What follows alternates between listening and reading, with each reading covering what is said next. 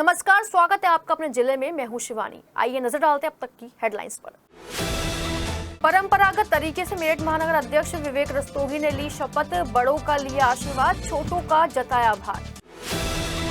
भोला road पर निर्माणाधीन अवैध कॉलोनी पर गरजे मेड़ा के 3 बुलडोजर, 35,000 वर्ग मीटर में बिल्डर कुंवरपाल काट रहा था अवैध कॉलोनी। लोन ऑडिट में मिली खामियों को छुपाने के लिए ब्रांच मैनेजर ने विजिलेंस ऑफिसर पर कराया जानलेवा हमला, 3 आरोपी गिरफ्तार, बैंक मैनेजर फरार। हसनपुर के परमजीत हत्याकांड के आरोपियों की गिरफ्तारी के लिए परिजनों ने हाईवे पर लगाया जाम, पुलिस ने एक आरोपी को किया गिरफ्तार, फरार आरोपियों के लिए दबिश डाल रही है पुलिस। पुलिस लाइन मेरठ में हुआ द्वितीय अंतर जनपदीय मेरठ जोन पुलिस एवं भारोत्तोलन क्लस्टर 2025 का आगाज, डीआईजी और एसएसपी ने खिलाड़ियों को दी शुभकामनाएं। छठे नवरात्र पर हुई मां कात्यायनी की पूजा अर्चना, मंदिरों में गूंजे मां के जयकारे, मंदिरों में उमड़ा आस्था का सैलाब। और चलते चलते में देखिए, निर्वर्तमान अध्यक्ष सुरेश जैन ऋतुराज ने दी वर्तमान महानगर अध्यक्ष विवेक रस्तोगी को अपने ही अंदाज में शुभकामनाएं। महानगर वर्तमान और निवर्तमान अध्यक्षों ने कहा 2027 में जिताएंगे बीजेपी को 3 सीटें। और अब खबरें विस्तार से। औपचारिक रूप से महानगर अध्यक्ष के पद पर विवेक रस्तोगी की ताजपोशी हो गई। क्षेत्रीय कार्यालय हरमन सिटी बागपत रोड पर विधिवत रूप से कार्यक्रम हुआ, जिसमें सबसे पहले यज्ञ और हवन हुआ, जिसमें महानगर अध्यक्ष विवेक रस्तोगी, उनकी पत्नी कोमल रस्तोगी समेत सभी ने आहुति दी। हरमन सिटी के कार्यालय के बाहर बड़े हॉल में सारे कार्यकर्ताओं ने उनका अभिनंदन किया। इस मौके पर ऊर्जा राज्य मंत्री डॉक्टर सोमेंद्र तोमर, कैंट विधायक अमित अग्रवाल, एमएलसी धर्मेंद्र भारद्वाज, एमएलसी अश्वनी त्यागी समेत मेरठ महानगर के पूर्व अध्यक्ष चरण सिंह लेसाड़ी, मुकेश सिंह घल और सुरेश जैन ऋतुराज भी मौजूद रहे। महानगर अध्यक्ष विवेक रस्तोगी ने सभी का धन्यवाद किया और कहा वो सबको टीम बनाकर अपने साथ लेकर।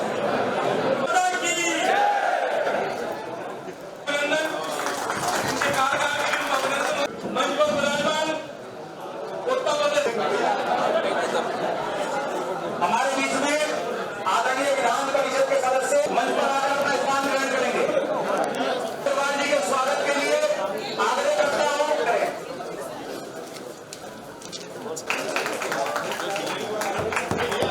महाराज जी के स्वागत के लिए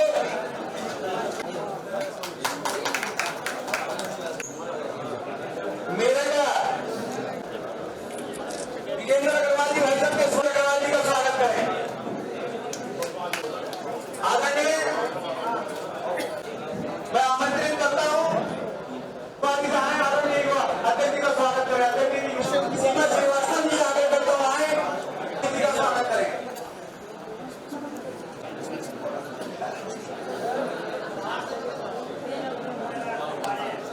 आग्रह करता हूं मेरे महानगर के मंत्री आदरणीय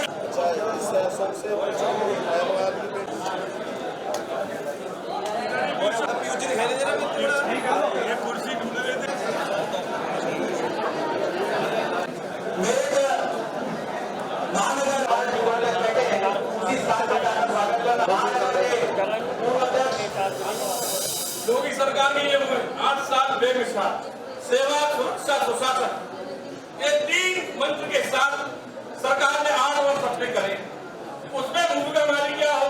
हम गदर जनसंपर्क अभियान विधायक, सांसद, पार्षद, पार्टी के जनप्रतिनिधि में रहे हो। ये सत्य है कि अनेक कार्यकर्ताओं के जो नाम थे उसमें मेरे से भी योग्य कार्यकर्ता उनमें थे, आज भी है। लेकिन पार्टी की एक प्रक्रिया है, उस प्रक्रिया से निकल करके किसी एक व्यक्ति को एक जिम्मेदारी दी जाती है। वो जिम्मेदारी आज मेरी हो है, तो अनेक उनकी योग्यता में कहीं से भी कमी नहीं है। मैं उनकी योग्यताओं का, उनकी क्षमताओं का हमेशा सम्मान किया, हमेशा सम्मान करूंगा, हमेशा ध्यान रखूंगा। हमारे मेरठ महानगर के प्रभारी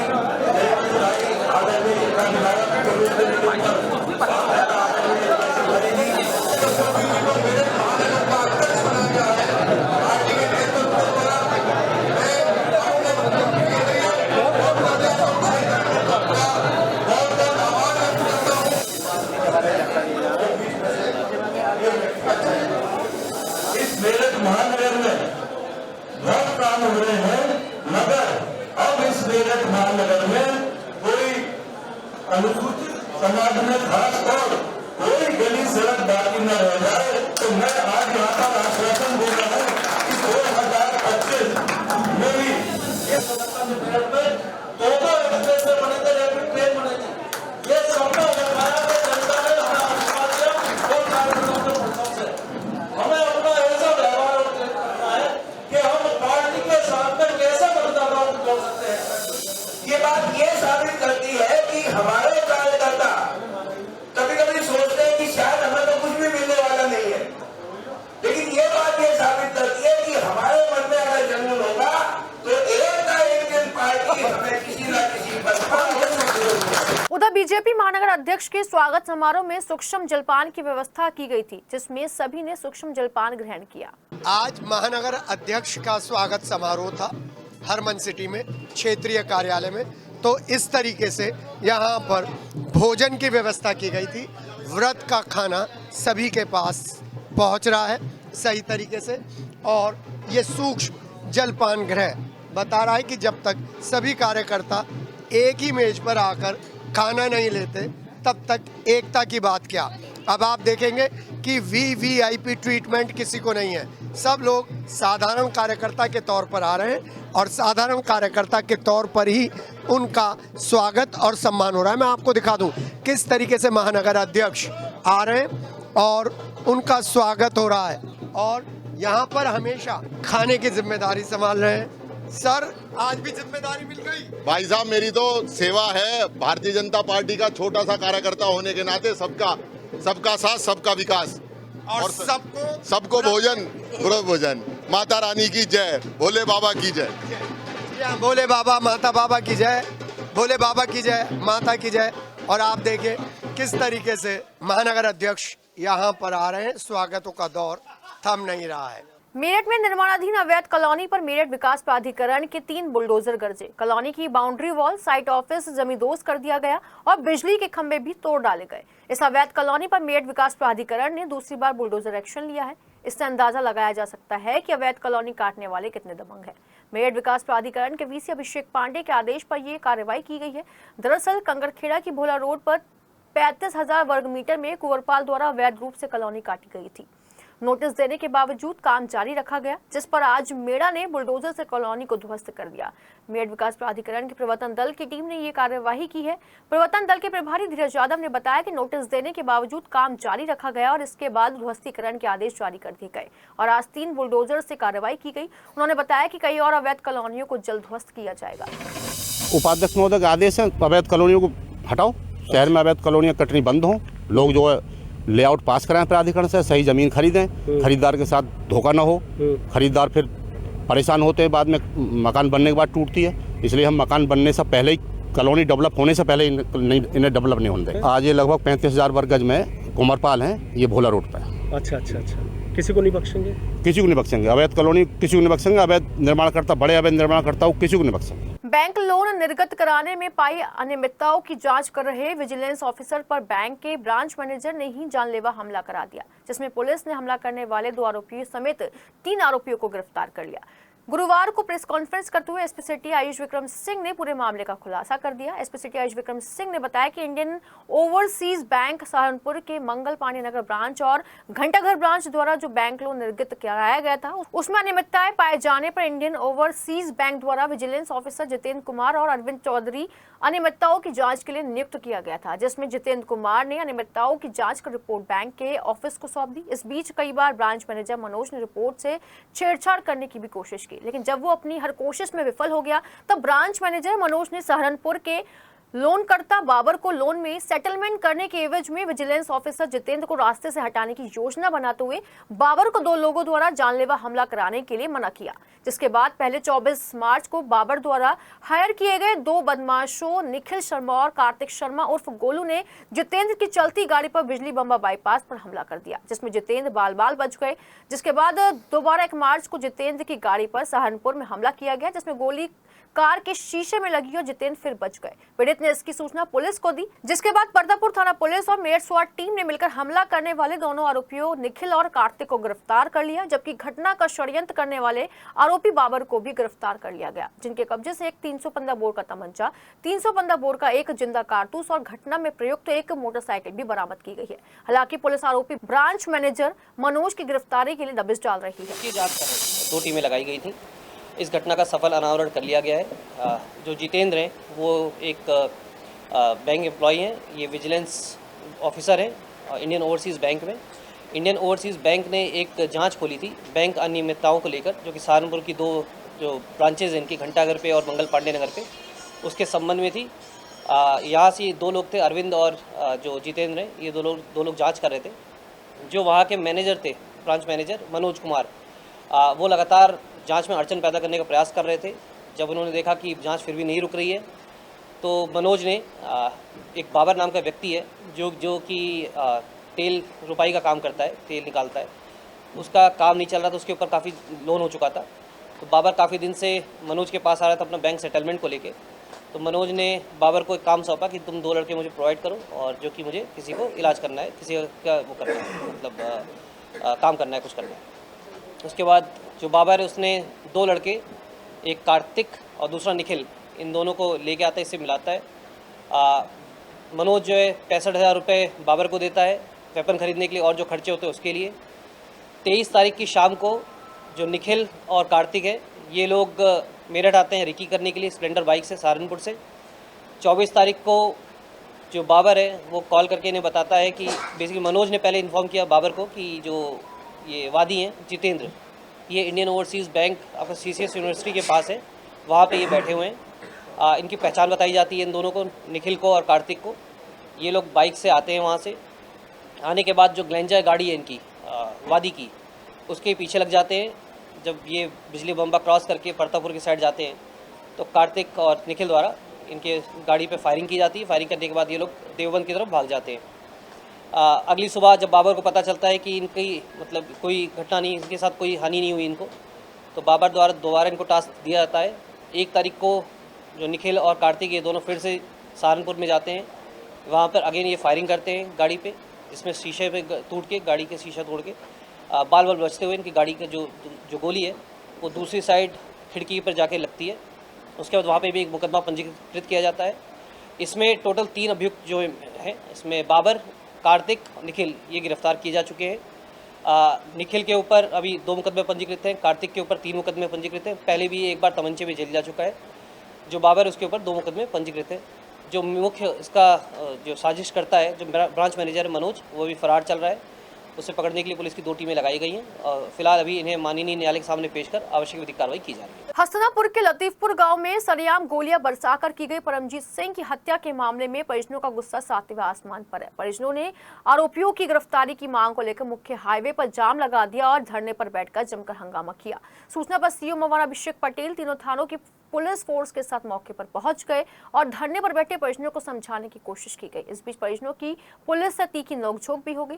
परिजनों का कहना था कि जब तक हत्यारोपियों को जेल नहीं होगी तब तक वो धरने से नहीं उठेंगे। उधर मृतक परमजीत के भाई साजन सिंह ने हस्तिनापुर थाने में 7 लोगों के खिलाफ तहरीर दी, जिस पर पुलिस ने ग्राम प्रधान दिलदार सिंह, प्रभु सिंह, बलबीर सिंह, छग्गा, फोता सिंह, हैप्पी सिंह, सतनाम सिंह और दर्शन सिंह के खिलाफ हत्या की धाराओं में मुकदमा दर्ज कर लिया, जबकि एक आरोपी प्रभु सिंह को पुलिस ने हिरासत में ले लिया है और अन्य फरार आरोपियों की तलाश में जुट गई है। एसपी देहात राकेश कुमार मिश्रा के अनुसार मृतक परमजीत सिंह किशनपुर गुरुद्वारा में हुए तीर्थ सिंह हत्याकांड में अक्टूबर में ही जेल से छूट कर आया था और तीर्थ सिंह ग्राम प्रधान का सगा जीजा था, जिसकी हत्या के बाद से ही ग्राम प्रधान दिलदार परमजीत से रंजिश रखता था।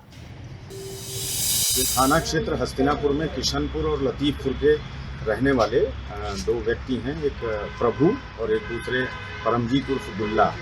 इन लोगों के बीच में आपस में विवाद है पुरानी रंजिश को लेकर। इन दोनों पक्षों के बीच में आज फायरिंग की घटना सामने आई है, जिसमें कुल 3 लोग घायल हुए हैं। एक तीसरा व्यक्ति गुरुमुख सिंह है, वो भी घायल हुआ है। तीनों लोग इलाजरत हैं। इसमें जो एक व्यक्ति परमजीत उर्फ गुल्ला है, जो वहाँ डॉक्टरों ने उसे अस्पताल ले जाने पर मृत घोषित कर दिया है। बाकी दोनों लोगों की हालत स्थिर है, हायर सेंटर के लिए रेफर है, उनका इलाज किया जा रहा है। और परिजनों से और जो अन्य लोग हैं उनसे वार्ता की जा रही है और आगे जो इसमें विधिक कार्यवाही है वो थाना हस्तिनापुर के द्वारा की जाएगी। मौके पे सीनियर अधिकारी उपस्थित हैं, जांच की जा रही है। तृतीय अंतर जनपदीय मेरठ जोन पुलिस से भारोत्तोलन क्लस्टर महिला पुरुष भारोत्तोलन योग एवं पावर लिफ्टिंग प्रतियोगिता 2025 का उद्घाटन डीआईजी कलानिधि नथानी ने विधिवत रूप से किया। 3 दिनों तक चलने वाली इस प्रतियोगिता के आयोजन सचिव एसएसपी मेरठ डॉक्टर विपिन ताड़ा और सह आयोजन सचिव एसपी ट्रैफिक राघवेंद्र कुमार मिश्रा के साथ संयुक्त रूप से फीता काटकर प्रतियोगिता का उद्घाटन किया। इस प्रतियोगिता में मेरठ परिक्षेत्र के 9 जनपदों की टीमों के खिलाड़ियों ने मार्च कर मुख्य अतिथि डीआईजी कलानिधि को सलामी दी, जिसके बाद होस्ट जनपद मेरठ के पुलिस खिलाड़ी पंकज ने खेल भावना और अनुशासन की शपथ खिलाड़ियों को दिलाई। डीआईजी कलानिधि नथानी ने आयोजकों के साथ कोच और मैनेजर से परिचय प्राप्त करने के बाद खेलों का विधिवत उद्घाटन करते हुए सभी खिलाड़ियों को शुभकामनाएं दी। 3 दिनों तक चलने वाली weight lifting, power lift, weight lifting और योगा में महिला पुरुष खिलाड़ी शिरकत करेंगे। आयोजन सचिव डॉक्टर विपिन ताड़ा ने सभी खिलाड़ियों को शुभकामनाएं देते हुए कहा कि खेल प्रतियोगिताओं के जरिए पुलिस खिलाड़ियों को फिट रहने का मौका और अपनी प्रतिभा दिखाने का अवसर प्राप्त होता है। पुलिस लाइन के आरआई हरपाल सिंह ने सभी व्यवस्थाओं को लेकर खिलाड़ियों को नियमों के बारे में बताया और उन्हें शुभकामनाएं दी। खेल प्रतियोगिता शुरू होने से पहले सभी खिलाड़ियों ने अपने वजनों को तुलवाकर फॉर्म भरे और उसके बाद वेट लिफ्टिंग की। प्रतियोगिता शुरू हुई। एसपी क्राइम अवनीश सिंह और एसपी देहात आरके मिश्रा भी मौके पर पहुंचे, उद्घाटन समारोह में उपस्थित थे। इस अवसर पर सीओ अंतरिक्ष Jain, CO civil line Abhishek Tiwari समेत कई पुलिस के आला अधिकारी भी मौजूद थे।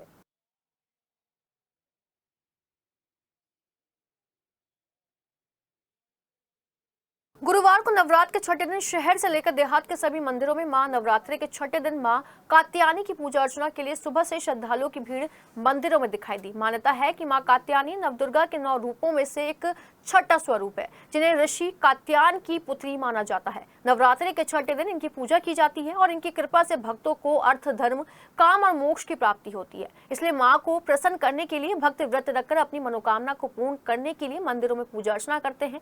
शहर के मनसा देवी मंदिर, गोल मंदिर, सदर काली माता मंदिर, राज राजेश्वरी मंदिर में सुबह से श्रद्धालुओं की भारी भीड़ अपनी बारी का इंतजार करते हुए नजर आई और मंदिर परिसर माता के जयकारों से गूंज उठा। बता दें कि मनसा देवी मंदिर में न केवल शहर बल्कि आसपास के जिलों से भी लोग आकर अपनी मनोकामना पूरी करने के लिए मंदिर में प्रसाद चढ़ाते हैं और मनोकामना पूरी होने पर भंडारे का भी आयोजन करते हैं।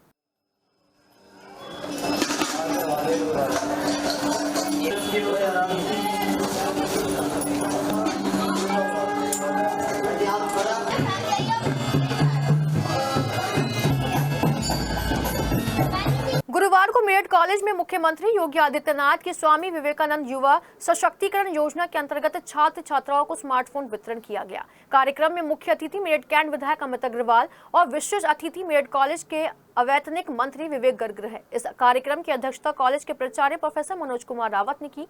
कार्यक्रम का उद्देश्य छात्रों को डिजिटल शिक्षा और संचार के अवसर प्रदान करना था। विधायक अमित अग्रवाल ने कहा कि यह स्मार्टफोन वितरण कार्यक्रम हमारे छात्रों के लिए एक महत्वपूर्ण कदम है, जो उन्हें डिजिटल दुनिया से जुड़ने और शैक्षिक लक्ष्यों को प्राप्त करने में मदद करेगा। इसके साथ ही उन्होंने युवाओं को मोबाइल का सही उपयोग करने के लिए प्रेरित किया और मोबाइल का उपयोग और दुरुपयोग के बारे में विस्तार से समझाया। उन्होंने कहा कि मोबाइल का उपयोग अग्नि के प्रयोग की तरह है। यदि हमारा उद्देश्य अच्छा होगा तो हम इससे लाभ प्राप्त करेंगे, अन्यथा अग्नि की तरह यदि हम इसका दुरुपयोग करेंगे तो हमें ये भस्म भी कर सकता है। 361 बच्चों को आज मोबाइल दिया गया।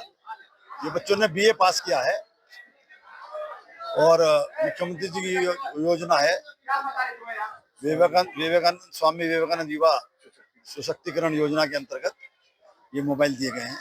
ये बच्चों के जीवन में सहायक होगा और बच्चों को उनके काम में, रोजगार में, आगे पढ़ाई करेंगे उसमें बहुत काम आएगा।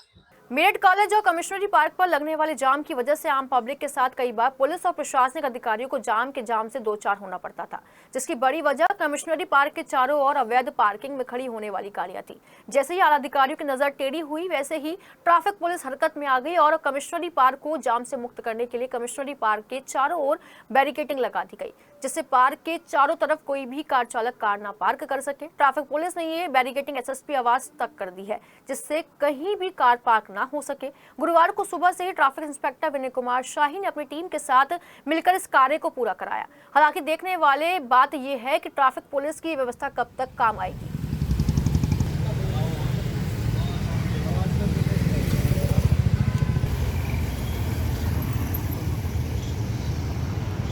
नगर निगम के अधिकारियों और कर्मचारियों पर घोटाले का आरोप लगाते हुए वार्ड 50 के पार्षद संजय सिंह सैनी ने अपना दर्द बयां किया है। पार्षद संजय सिंह सैनी का आरोप है कि क्षेत्र में 10 एचपी का समरसेबल लगवाया गया था, जबकि यहां 3 एचपी का समरसेबल लगा दिया गया, जो आए दिन खराब होता रहता है, जिसके चलते क्षेत्र की जनता को खासी परेशानियों का सामना करना पड़ता है। उन्होंने कहा कि कई बार इस समस्या के बारे में नगर निगम अधिकारियों और कर्मचारियों को अवगत करा चुके हैं, लेकिन अभी तक उनकी समस्या का कोई समाधान नहीं हुआ, जिसके चलते क्षेत्र की जनता में नगर निगम अधिकारियों और कर्मचारियों के खिलाफ गुस्सा बढ़ता जा रहा है। दरअसल नगर निगम में इतना भ्रष्टाचार हो रहा है, उसके खिलाफ मैंने मुहिम छेड़ी है कि जलकल विभाग में इतना घोटाला हो रहा है सारे अधिकारियों द्वारा, जो जलकल विभाग के हैं और जेईओ द्वारा, कि वह झांकने तक नहीं आते कि ठेकेदार किस प्रकार का मोटर या किस प्रकार का समरसेबल लगा रहा है।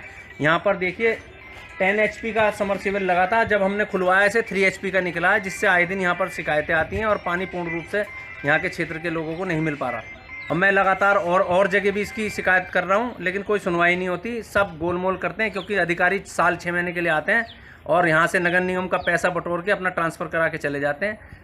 मेरठ कमिश्नर ऋषिकेश भास्कर यशोद ने कोषागार में बने नए पेंशनर कक्ष का लोकार्पण किया, जिसमें डीएम डॉक्टर वीके सिंह, वरिष्ठ पेंशनर कोषागार रणजीत सिंह भी मौजूद रहे। पेंशनर एसोसिएशन द्वारा कमिश्नर और जिलाधिकारी का स्वागत किया गया। कमिश्नर मेरठ ऋषिकेश भास्कर यशोद को गार्ड ऑफ ऑनर भी दिया गया। इस अवसर पर अपर जिलाधिकारी नगर ब्रजेश सिंह, अपर निदेशक कोषागार और पेंशन मेरठ मंडल अशोक कुमार समेत तमाम प्रशासनिक अधिकारी भी मौजूद रहे। भगवान संभावना नाथ जी के मोक्ष कल्याणक महोत्सव पर श्रद्धा और भक्ति का अद्भुत संगम श्री 1008 शांतिनाथ दिगंबर जैन पंचायती मंदिर असोड़ा हाउस मेरठ पर जैन धर्म के तीसरे तीर्थंकर भगवान संभवनाथ जी के मुख्य मोक्ष कल्याण दिवस को श्रद्धा और भक्ति के साथ मनाया गया, जिसमें शांति धारा करने का सौभाग्य उमेश जैन, संजय जैन, विनोद जैन, राज पीयूष जैन और निर्वाण लड्डू चढ़ाने का परम सौभाग्य शुभम जैन परिवार को प्राप्त हुआ। भगवान संभवनाथ जी के जीवन और शिक्षाओं का स्मरण करते हुए अहिंसा, सत्य और करुणा के संदेश पर श्रद्धालुओं ने चर्चा करी। इसके पश्चात सभी ने पूजन विधान बड़े ही भक्ति भाव से संपन्न किया और भक्तों ने सामूहिक रूप से भगवान की आरती की और मंगल पाठ भी किया गया। रचित जैन ने बताया कि 3 अप्रैल दिन गुरुवार तीर्थंकर संभवनाथ जी का है और मोक्ष कल्याणक शिक्षर जी में ध्वलकूट पर हुआ था। आज के ही दिन संध्या के समय मगरीशर नक्षत्र में 1000 मुनिराजों के साथ मोक्ष पद को प्राप्त किया था। मवाना तहसील क्षेत्र के भगवानपुर बांगर गांव के गुरुद्वारा शिव सदन आश्रम के सेवादारों ने गुरुवार को मवाना तहसील पहुंचकर एसडीएम मवाना दीपक माथुर से मुलाकात की और एक शिकायती पत्र सौंपा। सेवादारों ने बताया कि गुरुद्वारा साहिब की भूमि के हिस्से का पूर्व में फर्जी तरीके से बेनामा करा दिया गया था। इस संबंध में उन्होंने मुख्यमंत्री पोर्टल, डीएम कार्यालय, एसडीएम कार्यालय में भी शिकायत की थी। जिस व्यक्ति के नाम जमीन का बेनामा किया गया है वो आदमी पंजाब का रहने वाला है और फर्जी कागजातों के जरिए बेनामा कराया गया था, जिसके संबंध में थाना मवाना में जमीन के असली मालिक हरविंदर सिंह द्वारा 7 लोगों के खिलाफ धोखाधड़ी की धारा में मुकदमा दर्ज है। इसके साथ ही उस व्यक्ति के खिलाफ सिविल कोर्ट में भी वाद विचाराधीन है। आरोप लगाया गया है कि तहसीलदार मवाना ने मोटी रकम लेकर न्यायालय में वाद विचाराधीन होने के बावजूद भी दाखिल खारिज कर दिया, जिसको लेकर तहसीलदार मवाना पर कंटेम्प्ट ऑफ कोर्ट का वाद दायर कराए जाने और दाखिल खारिज को कैंसिल कराकर बेनामा कराने वाले व्यक्ति को गिरफ्तार कर जेल भेजने की मांग की। मेरी जमीन के ऊपर फर्जी बेनामा कोई बाहर का पंजाब का आदमी ये दलाल जो ले आके इन्होंने करा दिया और उसके ऊपर कल दाखिल खारिज कर दिया तहसीलदार साहब ने मोटे पैसे लेके, क्योंकि बिना पैसे से क्यों, जो कि उसके हमारे पास हमारे प्रूफ है कि रीजनल बैनामा उसका है। उसने 2005 में लोन लिया था, उसके ऊपर ट्रैक्टर लिया है, ट्रैक्टर हमारे पास है। उसके बाद के जो ज़मीन है उसकी, वो ज़मीन आज भी है हमारा, ये जितने सारे बंदे उसको पर्सनली जानते हैं। जिस बंदे ने फर्जी बेची रविंदर सिंह, उसको कोई आदमी नहीं जानता, वो एक पंजाब का रहने वाला है और ये बंदा हमारे पिछले 40 साल से महाराज जी का सेवादार है और इसके ऊपर फर्जी जो उन्होंने उसके ऊपर पर्चा भी दर्ज हुआ है मुआने थाने में उसके 420 का, और इस तहसीलदार साहब ने इसको बिना किसी देखे बिना पैसे उनके हक में दाखिल खारिज कर दिया। सिंचाई विभाग की लापरवाही से रजवाहा टूट गया, जिसकी वजह से किसानों की सैकड़ों बीघा खड़ी फसल नष्ट हो गई। दरअसल मवाना क्षेत्र के तिगरी मार्ग पर स्थित रजवाहा सिंचाई विभाग के अधिकारियों की लापरवाही की वजह से बुधवार देर रात एक कोने से टूट गया, जिसकी वजह से भारी मात्रा में रजवाहे का पानी किसानों के सैकड़ों बीघा खड़ी फसल में भर गया। इस वजह से किसानों का लाखों रुपए का नुकसान हुआ है। ग्रामीण प्रदीप कुमार ने बताया कि उन्होंने पहले भी सिंचाई विभाग के अधिकारियों को अवगत कराया था कि रजवाहा टूटना शुरू हो गया है, इसकी मरम्मत करा दी जाए तो ये टूटने से बच सकता है। लेकिन सिंचाई विभाग के अधिकारियों ने उनकी एक नहीं सुनी, जिसकी वजह से बुधवार देर रात रजवाहा टूट गया और करीब 8 से 10 फीट चौड़ा हॉल खुल गया और रजवाहे का सारा पानी खड़ी हुई गन्ने और गेहूं की फसल में भर गया। वाटर एटीएम के स्लोगन आपको कलेक्ट्रेट परिसर में लिखे मिल जाएंगे, लेकिन हकीकत बिल्कुल अलग है। यहाँ जनता की प्यास बुझाने के लिए लगाए गए वाटर एटीएम खुद ही पानी का मोहताज है। यहाँ पर लगे वाटर एटीएम में एक बूंद भी पानी नहीं आता, जबकि यहाँ आने वाले लोगों की प्यास बुझाने के लिए लाखों रुपए खर्च कर दिए गए। बावजूद इसके वाटर एटीएम की स्मार्ट व्यवस्था दम तोड़ चुकी है। इन वाटर एटीएम को देखकर ऐसा लगता है कि मानो जैसे कोई शोपीस बनाकर कलेक्ट्रेट पर खड़ा कर दिया हो। मवाना में खनन माफिया द्वारा अवैध खनन का काम जोरों पर चल रहा है और खनन अधिकारी और खनन इंस्पेक्टर आंखें मूंदे बैठे हैं। मामला मवाना के फलावदा हाईवे से तिगरी गांव की ओर जाने वाले रजवाहे की पटरी पर बनाई जा रही अवैध कॉलोनी का है। ग्रामीणों का कहना है कि खनन माफियाओं द्वारा रात के अंधेरे में इस कॉलोनी में भराव का काम किया जा रहा है और इन माफियाओं के अधिकारियों से सेटिंग भी है, जिसकी वजह से कोई भी इन पर कार्रवाई करने से बचता है। नियमों के मुताबिक किसी भी जगह से मिट्टी उठाने से पहले वहां की रॉयल्टी जमा करने के बाद संबंधित अधिकारी ये स्पष्ट करता है कि कितने घन मीटर या कितने फीट तक मिट्टी उठाई जाएगी। रॉयल्टी के अलावा भी कई सारे दस्तावेज खनन करने के लिए जरूरी हैं, लेकिन खनन माफिया बिना रॉयल्टी जमा करे और अन्य दस्तावेजों को पूरा किए ही क्षेत्र में धड़ल्ले से अवैध खनन का काला कारोबार कर रहे हैं।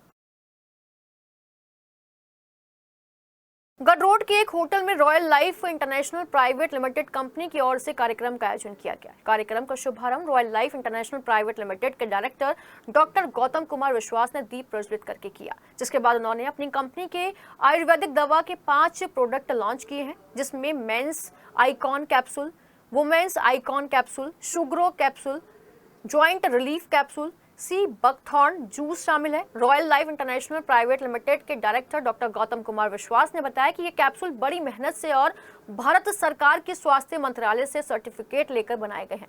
इन दवाइयों का यह काम है कि घुटनों में दर्द, हेल्थ को सही रखना, शरीर में किसी चीज की कमी होने को पूरा करता है, जिसको हर देश में पहुंचाने का काम किया जाएगा।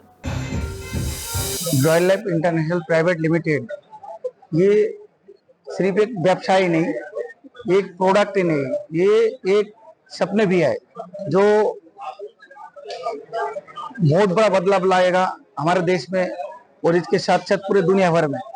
हर इंसान पहले सबसे बड़ी संपत्ति हम लोग बोलते हैं बड़ा धन हेल्थ है, स्वास्थ्य है, तो स्वास्थ्य के साथ साथ आर्थिक जो प्रॉब्लम है उसे भी दूर करेंगे।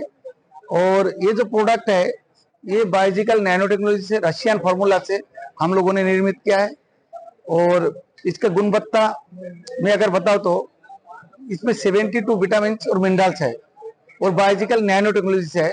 ये हमारे शरीर में जाके सबसे पहले बॉडी को डिटॉक्सिफिकेशन करते हैं, उसके बाद भरपूर मिनरल्स और विटामिन से हमारे शरीर का हर एक अंग मीन्स ऑर्गन को ये पूरी तरह से स्वस्थ करते हैं।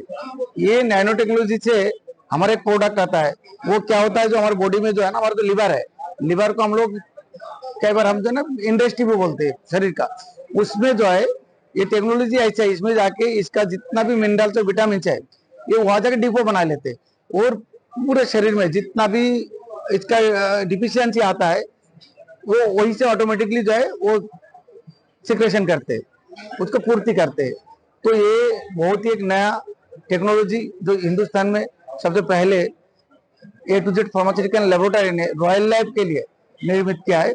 बैसाखी के अवसर पर श्री गुरु ग्रंथ साहिब प्रचार समिति और केंद्रीय सिख संस्था गुरुद्वारा श्री गुरु सिंह सभा थापरनगर प्रचार सोसाइटी के सहयोग से गुरु पंथ एवं गुरु ग्रंथ सप्ताह के रूप में मनाएगा, जिसको लेकर प्रेस कॉन्फ्रेंस हुई, जिसमें सोसाइटी प्रमुख सभा उपाध्यक्ष सरदार रणजीत सिंह जस्सल ने कार्यक्रमों की जानकारी देते हुए बताया कि 6 अप्रैल रविवार को सुबह 10 बजे बच्चों की खालसाई पोशाक और दस्तार कार्यक्रम होगा, जिसके बाद गुरुद्वारा श्री गुरु सिंह सभा थापरनगर के प्रबंध में एक नगर कीर्तन 3 बजे गुरुद्वारा भाई जोगा सिंह देवपुरी से प्रारंभ होकर रात 8 बजे गुरुद्वारा पहुंचेगा। 7 अप्रैल को अखंड कीर्तन समागम, 8 अप्रैल को शब्द कीर्तन प्रवचन, 9 अप्रैल को पाठ श्री सुरखमनी साहिब, 10 अप्रैल को विशेष शबद कीर्तन समागम, 11 अप्रैल को स्तरीय सत्संग जत्थे का विशेष कार्यक्रम होगा, 12 अप्रैल को शबद कीर्तन फेरी और 13 अप्रैल को बैसाखी के दिन गुरु ग्रंथ एवं गुरु पंथ चेतना खालसा वाहन मार्च गुरुद्वारा सैफपुर हसनापुर तक निकलेगा, जिसके बाद रात में मुख्य विशेष समारोह का आयोजन। खालसा पंथ के स्थापना दिवस, जिसको कि साधारण भाषा में लोग जो हैं ज़्यादातर बैसाखी के त्योहार के नाम से जानते हैं, उस पर्व को 10 वर्षों की भांति इस वर्ष भी केंद्रीय सिख संस्था गुरुद्वारा श्री गुरु सिंह सभा के प्रबंध में मनाया जाएगा, जिसमें कि पहला कार्यक्रम 6 तारीख रविवार को एक नगर कीर्तन गुरु ग्रंथ साहिब जी की पावन सवारी का गुरुद्वारा भाई दुर्गा सिंह देवपुरी से शुरू होगा साढ़े 3 बजे, और वो विभिन्न बाजारों में से होता हुआ रात को लगभग 8 बजे गुरुद्वारा सिंह सभा स्थापन नगर पहुँचेगा। और उसके अलावा सुबह 11 बजे एक बच्चों की खालसाई पोशाक और दस्तार का कार्यक्रम सिंह सभा स्थापन नगर में होगा। गुरुवार को दिव्यांगजन कल्याण समिति के सदस्यों ने एसपी ट्रैफिक राघवेंद्र कुमार मिश्रा को ज्ञापन सौंपते हुए दिव्यांग ई रिक्शा चालकों को सिंबल सौंपने की मांग की। समिति के पदाधिकारियों ने कहा कि जिस तरह रेलवे स्टेशन पर ई रिक्शा चालकों को सिंबल सौंपे गए हैं, उसी तरह उनको भी दिव्यांग सिंबल सौंपे जाएं, जिससे पुलिसकर्मी उनको परेशान न करे और वो ई रिक्शा चलाकर अपने परिवार का भरण पोषण कर सके। एसपी ट्रैफिक जी को अपने दिव्यांग समाज जो हमारा ई रिक्शा चला रहा है, जब पुलिस यातायात द्वारा दिव्यांग समाज की गाड़ियों को रोका जा रहा है, रोजगार दिव्यांग समाज के पास में नहीं है, 1000 रुपए मात्र पेंशन है, 800 रुपए का सिलेंडर है, आयुष्मान कार्ड दिव्यांग समाज के पास में नहीं है, कोई भी ऐसी व्यवस्था दिव्यांग समाज के पास में नहीं है। वो अपना व अपने परिवार का पालन पोषण करने के लिए, भरण पोषण करने के लिए जो ई रिक्शा चला रहा है, उसे भी एसपी ट्रैफिक जी से मुलाकात करने के बावजूद भी पुलिस प्रशासन द्वारा ये गाड़ियां दिव्यांग समाज की रोकी जा रही हैं। इसीलिए आज हम इन ई रिक्शाओं को झंझट खत्म करने के लिए अपने जो ई रिक्शाओं की चाबियां हैं वो एसपी ट्रैफिक जी को देना चाह रहे हैं, और हम अपना धरने पे बैठेंगे। जब तक हमारे लिए रोजगार की व्यवस्था होगी तब जाकर के हम लोग कोई ना कोई व्यवस्था कर लेंगे। इतने हम लोग धरने पे रहेंगे, अनिश्चितकालीन धरने पे रहेंगे जब तक हमारी रोजगार की व्यवस्था नहीं। कंकरखेड़ा के नगलाताशी सैनिक विहार सी ब्लॉक कॉलोनी के रहने वाले राजेश वैद अपने परिवार के साथ रहते हैं। उन्होंने बताया कि कुछ दिन पहले वो शाम के समय अपनी ड्यूटी खत्म करके घर वापस लौट रहे थे, तभी उनके दादा प्रकाश और चाचा राजू और अंकित ने उनको रोक लिया, मोटरसाइकिल में तोड़फोड़ करते हुए डंडों से जानलेवा हमला कर दिया, जिसमें उनके कई गंभीर चोटें आई हैं। जिसके बाद उन्होंने कंकरखेड़ा थाने पहुंचकर आरोपियों के खिलाफ तहरीर दी थी, लेकिन तहरीर देने के बाद भी कंकरखेड़ा पुलिस अभी तक आरोपियों के खिलाफ कोई कार्रवाई नहीं कर रही है। पीड़ित का कहना है कि वो कई बार थाने के चक्कर लगा चुके हैं, लेकिन जब थाने में उनकी बात नहीं सुनी गई तो उन्होंने गुरुवार को एसएसपी ऑफिस पर आला अधिकारियों से शिकायत कर मामले में कार्रवाई की मांग की है। कंकरखेड़ा के खिरवा फ्लाईओवर के पास कुछ दिन पहले गेल गैस कंपनी के कर्मचारियों ने सड़क किनारे सर्विस रोड पर काम करने के दौरान कई फुट गहरा गड्ढा कर दिया था। काम खत्म होने के बाद गेल गैस कंपनी के कर्मचारी यूं ही खुला छोड़कर चले गए। वहीं पास के रहने वाले भारत मार्बल के दुकानदार सचिन गुप्ता ने बताया कि इस गड्ढे में अब तक कई 2 व्हीलर वाहन गिरकर चोटिल हो चुके हैं, लेकिन उसके बाद भी यह गड्ढा अभी तक भरा नहीं गया है, ऐसे की ही खुला पड़ा है। इस लापरवाही से ऐसा लगता है कि जैसे शायद गेल गैस कंपनी किसी बड़ी घटना होने का इंतजार कर रही है। और चलते चलते में देखिए, महानगर अध्यक्ष बनने के बाद विवेक रस्तोगी का स्वागत सैकड़ों कार्यकर्ताओं ने किया, तो वहीं निवर्तमान महानगर अध्यक्ष सुरेश जैन ऋतुराज ने भी कहा कि विवेक रस्तोगी एक जुझारू और कर्मठ कार्यकर्ता हैं और 2027 में महानगर की तीनों सीटें जितवाने में कोई कोर कसर नहीं छोड़ेंगे। वहीं महानगर अध्यक्ष विवेक रस्तोगी ने सभी कार्यकर्ताओं के साथ संवाद स्थापित करने की बात कही। उन्होंने कहा सभी कार्यकर्ताओं में क्षमता है और सभी मेहनत से बीजेपी को और ऊपर उठाने के लिए तैयार हैं। सिटी हलचल के साथ विशेष बातचीत में उन्होंने कहा कि मेहनत करने से कभी पीछे नहीं हटना चाहिए। देखिए विशेष बातचीत हमारे इनपुट हेड के शर्मा के साथ। बीजेपी के महानगर अध्यक्ष विवेक रस्तोगी आज आधिकारिक रूप से शपथ ग्रहण करने के बाद हवन प्रक्रिया में आहुतियां डालने के बाद बधाइयां ले रहे हैं। आप देख रहे हैं किस तरीके से यहाँ पर प्रशंसकों का, कार्यकर्ताओं का ये इतना बड़ा मेला है, जिसमें सभी लोग यहाँ पर बधाई देने के लिए आए हैं। मैं के मेरे साथ मेरे सहयोगी राजेश हैं, और आप देखिए किस तरीके से ये लोग यहाँ पर अपने नए महानगर अध्यक्ष को लेकर बधाइयाँ दे रहे हैं। करीब करीब आधा घंटा ये कार्यक्रम चला है और इस आधे घंटे के कार्यक्रम में सभी माननीय थे। आज का दिन दो लोगों का, एक विवेक रस्तोगी और दूसरे निवर्तमान मेरठ के महानगर अध्यक्ष सुरेश जैन ऋतुराज जी का। सर नमस्कार, स्वागत है। बड़ा भावुक भाषण दिया आज।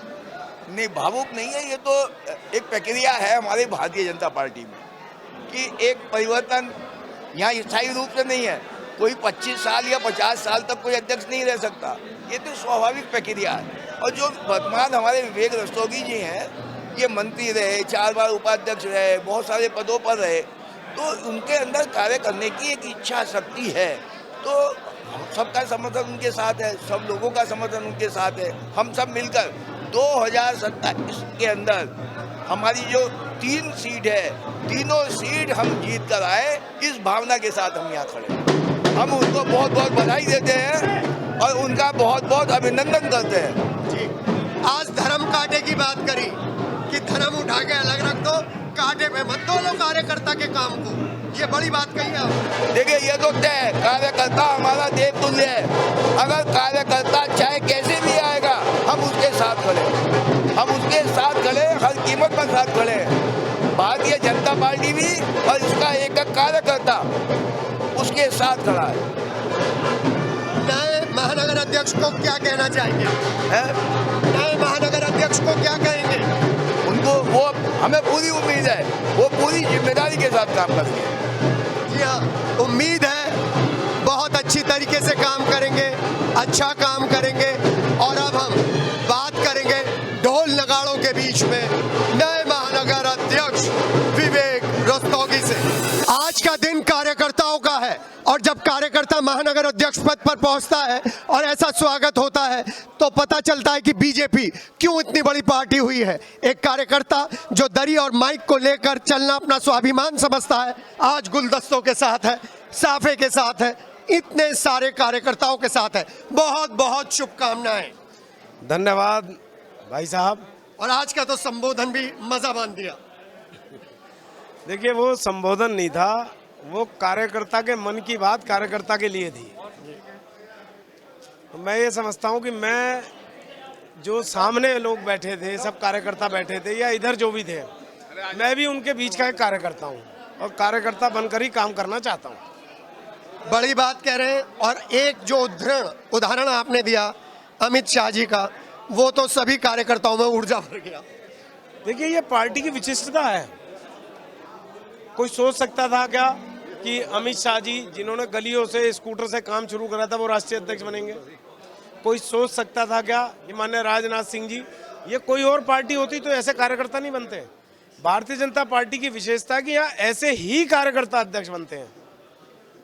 आज तो इनडायरेक्ट वे में कोमल भाभी भी आपके साथ थी जब आपने 4 लाइनें सुनाई। नहीं, वो उस समय यहाँ नहीं थी, लेकिन वो इनडायरेक्टली, मैं पहले ही इनडायरेक्टली थी। वो तो एक संघ के गीत की 4 लाइन थी। और चूंकि हवन किया था, हम लोग सनातन धर्म को मानने वाले हैं, तो कहा जाता कि बिना पत्नी कोई हवन पूजन पूर्ण नहीं होता। तो इस नाते वो पूजन में आई थी और पूजन के तुरंत बाद प्रसाद लेकर वहाँ नीचे से ही चली गई। महानगर के अध्यक्ष के तौर पर अब आप क्या क्या प्रायोरिटीज अपनी फिक्स करेंगे, प्राथमिकताएं क्या क्या रखेंगे? पहली प्राथमिकता तो जो पार्टी के अभियान आ रहे हैं उन्हें पूरी करना जी। दूसरी और हमेशा रहने वाली प्राथमिकता, कार्यकर्ताओं के सम्मान का ध्यान रखना और सम्मान बढ़ाना। ये मैं करूँगा, इसको मैंने पहले भी किया है और आगे भी प्रयास करके इसको मैं करूँगा। वक्फ बोर्ड पर आपकी पहली जीत हो गई है, आपकी पार्टी की पहली जीत हो गई है। ऐसे में मुस्लिम समाज के पास आप एक महानगर के अध्यक्ष के तौर पर क्या मैसेज लेके जाएंगे? देखिए, ये भारतीय जनता पार्टी की जीत नहीं है, वक्फ बोर्ड एक गरीब मुस्लिम की जीत है। जो वक्फ के नाम पर वहाँ भूमाफिया थे, जो उसका लाभ मिलने चाहिए था, वो उन लोगों को नहीं मिलता था। इसको पूरा करने के लिए जो दीनदयाल उपाध्याय जी हमेशा अंत्योदय की बात करते थे, वक्फ बोर्ड के कानून में संशोधन केवल आम मुस्लिम, गरीब मुस्लिम, इन सबको न्याय दिलाने के लिए संशोधन है। ये भाजपा की जीत नहीं, ये आज आम गरीब की जीत है। मैं देख रहा हूँ बहुत सारे मुस्लिम चेहरे हैं आपके स्वागत में यहाँ पर। निश्चित रूप से हमारी पार्टी में अल्पसंख्यक मोर्चे में अनेक मुस्लिम समाज के लोग हैं और हमने उनका पहले सभासदी का चुनाव भी लड़ाया है। उसमें एक उदाहरण है, इस्लामाबाद से तहसीन अंसारी हमारे सभासद हमारे टिकट पे कमल के फूल के सिंबल पे सभासद रहे हैं। तो ये जिन लोगों को पूरे वर्ष भर कोई जनता की सेवा नहीं करनी, जनता से जिनका कोई कनेक्ट ना हो, आरोप वो हम पे लगाते हैं, लेकिन इस तरीके की समाज को खाइयों में बांटने का काम यदि कोई करता है तो उसका नाम है समाजवादी पार्टी। इसको सिद्ध किया है भारत के प्रधानमंत्री आदरणीय नरेंद्र मोदी जी ने। जब वो प्रधानमंत्री बने उन्होंने कहा सबका साथ सबका विकास। ये मेरे मुंह की बात नहीं है, आप किसी आम जनता से पूछ लीजिए कि वो सबका साथ सबके विकास पे कहीं कथनी करनी में कोई अंतर है क्या? तो ये लोग वो करते हैं, हमारा ये विषय नहीं है। एक प्रोग्राम अभी हाल ही में आया है आपकी शपथ लेने से पहले, 8 साल बेमिसाल योगी सरकार, उसको लेकर आप जन जन तक कैसे प्रोसीड करेंगे? देखिए, भारतीय जनता पार्टी में नियमित रूप से अभियान आते हैं और पहले भी आपसे एक बार वार्ता हुई थी तो मैंने आपको कहा था कि कोरोना काल इसका उदाहरण है। ये पूरे वर्ल्ड में भारत एक उदाहरण है। समाज का काम सामाजिक लोगों के द्वारा सामूहिक रूप से करना, ये तो संसार में भारत का उदाहरण है। और भारत के अंदर सेवा कार्य करना, जनता से कनेक्ट रहना, कार्यकर्ताओं से कनेक्ट रहना, उसके लिए पुल का काम करना, ये 12 महीने 300 दिन जनता से कनेक्ट रहते हैं। ये तो आप ये समझ लीजिए कि एक विशेष प्रकार का कार्यक्रम आ गया, तो उसे लेकर के हम जनता के पास जाएं। जब हम जाते हैं तो इससे पहले हम उन्हें कुछ उपलब्धि बताएं। हमारे सरकार के लाभार्थी और जनता ही अपने आप बताने लगती है कि आपकी क्या उपलब्धि है। यदि हम सोच के जाते हैं कि हमें आधा घंटा लगेगा, तो कोई ऐसा लीडर नहीं है कि जिसको आधे की जगह 1-1.5 घंटा ना लगता हो। कोई होगा जो चाय पानी को ना पूछता हो, तो उन्हें बिठा के चाय पानी पिलाना। आम जनता कार्यकर्ताओं पर इतना विश्वास करती है, भाजपा पर इतना विश्वास करती है, तो ये कोई विशेष बात नहीं है। हम अभियान तो अभी आया, हम हमेशा कनेक्ट रहते हैं। आज मैं महानगर अध्यक्ष के तौर में एक कार्यकर्ता को देख रहा था जो अपने कार्यकर्ताओं से और बड़े लीडरों से कह रहा था कि भैया अगर कोई त्रुटि हो जाए तो त्रुटि में मुझे खुद पर्सनल फ़ोन करना, मेरी गलती बताना, मैं आपके साथ हूँ। ये मैं कार्यकर्ता के रूप में विवेक रस्तोगी को देख रहा था, महानगर अध्यक्ष के रूप में नहीं। निश्चित रूप से ये विवेक रस्तोगी की ही बात थी, अध्यक्ष की नहीं थी। मुझे संगठन में इतना लंबा समय काम करने का मौका मिला, संगठन ने मुझे मौका दिया। तो संगठन का एक मूल मंत्र है प्रशंसा सबके सामने और कमी व्यक्ति के सामने। तो मैंने उसका सिद्धांत का पालन किया है। तो मैंने कार्यकर्ताओं से और मैंने सब वरिष्ठ जनों से ये आग्रह किया है, गलती हो सकती है, गलती होती है, जो काम करेगा गलती होगी। हाँ, डूबता तैरने वाला ही है और घोड़े से गिरता घुड़सवारी है। तो इसलिए मैंने सबसे आग्रह किया कि यदि संवाद नहीं होगा तो कोई विषय हम तक नहीं पहुंचेगा और मैं इसके लिए हमेशा तैयार हूं। बस वो जो 4 लाइनें आपने वहां सुनाई थी, वो 4 लाइनें एक बार फिर इन कार्यकर्ताओं को अपनी ओजस्वी वाणी में सुना दीजिए। अगर चल सको तो स्वयं ही चलो तुम, सफलता तुम्हारे चरण चूम लेगी। जी हाँ, सफलता तुम्हारे चरण चूम लेगी। और ये सफलता का एक छोटा सा उदाहरण हमारे सामने है। आज हमारे सामने महानगर अध्यक्ष अपने टीम के साथ, मैं हूँ के मेरे सहयोगी है राजेश, और हमें दीजिए इजाजत। नमस्कार। अपने जिले में फिलहाल इतना ही। मेरठ शहर आसपास की तमाम छोटी बड़ी खबरों को हम पहुंचाते रहेंगे आप तक, तो जानिए वो जरूरी है जो। फिलहाल हमें दीजिए इजाजत। नमस्कार।